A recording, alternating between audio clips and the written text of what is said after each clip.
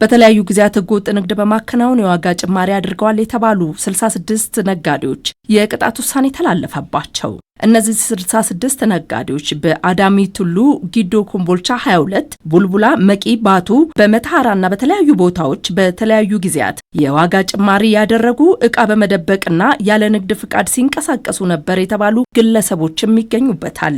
እነዚህ ተከሳሾች ላይ የኦሮሚያ ክልል ምስራቅ ሸዋ ዞን አቃቤ ሕግ የንግድ አዋጁን አዋጅ ቁጥር 813 2006 አንቀጽ 15ና አንቀጽ 43ን ጠቅሶ በተለያዩ መዝገቦች በተለያዩ ወረዳዎች ክስ አቅርቦባቸው በቀረበው ክስ መሰረት ያለ ንግድ ፍቃድ መነገድ፣ ዕቃዎችን መደበቅና ያለ አግባብ የሸማቹ ማህበረሰብ ላይ የዋጋ ጭማሪ ማድረግ እንዲሁም ደግሞ ግልጽ ባልሆነ ቦታ ላይ የንግድ ፍቃድን ማስቀመጥ የሚሉትም ክስ ከቀረበባቸው ፍሬ ነገሮች መካከል ተጠቃሾች ናቸው።